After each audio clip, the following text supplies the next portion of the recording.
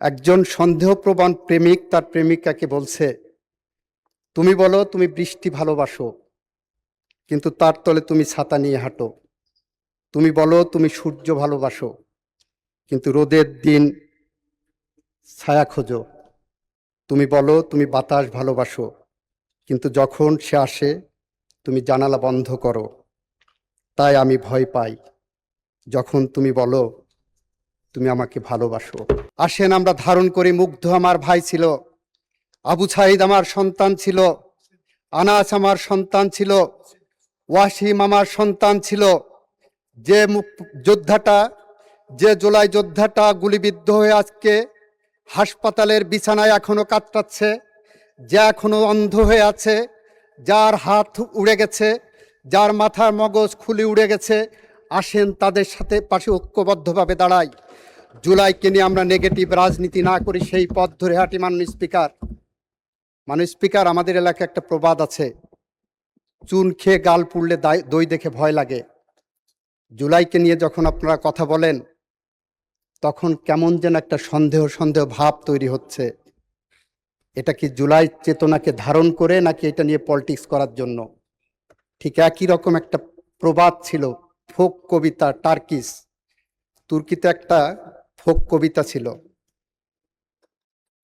একজন সন্দেহপ্রবণ প্রেমিক তার প্রেমিকাকে বলছে, তুমি বলো তুমি বৃষ্টি ভালোবাসো, কিন্তু তার তলে তুমি ছাতা নিয়ে হাঁটো।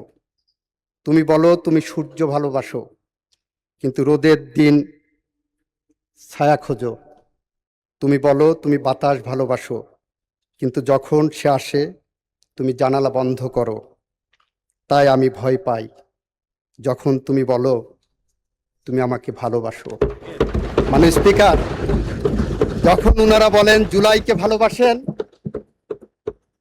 এবং গণভোটের মধ্যে প্রতারণামূলক প্রশ্ন অন্তর্ভুক্ত করা হয় এবং সেইটা নিয়ে রাজনীতি করা হয়, তখন আমাদের ভয় লাগে, এটা কি জুলাই চেতনা বাস্তবায়ন, নাকি অন্য কোনো পথে হাঁটার সুর?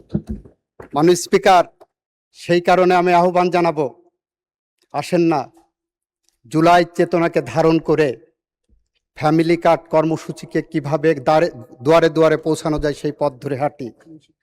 আসেন না জুলাইয়ের চেতনা ধারণ করে বাংলাদেশের কৃষকের হাতে কৃষি কার্ড পৌঁছে দিই। আসেন না জুলাইয়ের চেতনা ধারণ করে বাংলাদেশের যে ইমামটা প্রতি সপ্তাহে কারো না কারো বাড়ি তাকে আশ্রয় নিতে হয় খাওয়ার জন্য, তার পাশে দাঁড়াই। আসেন না জুলাইয়ের চেতনা ধারণ করে বাংলাদেশের কর্মসংস্থানের ব্যবস্থা করি, আধিপত্যবাদ সাম্রাজ্যবাদের বিরুদ্ধে রুখে দাঁড়াই।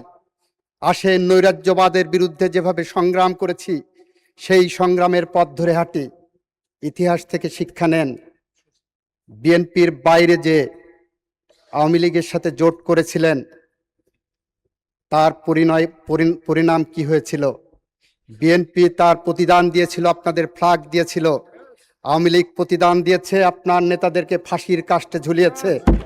আমরা পরীক্ষিত রাজনৈতিক সহযোদ্ধা এবং জোট হিসাবে সামনের দিকে এগোতে চাই।